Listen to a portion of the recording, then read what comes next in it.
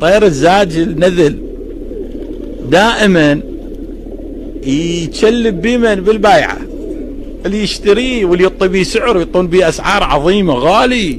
فيجي واحد يشتريه بسعر كلش غالي، اوكي، يشتريه بسعر كلش غالي ويجنيه، مجرد بس يريد يشوفه، يريد يتونس بيه، يريد يشوف جناحاته، يريد يشوفه طاير. شو يسوي؟ يرجع على الباعة.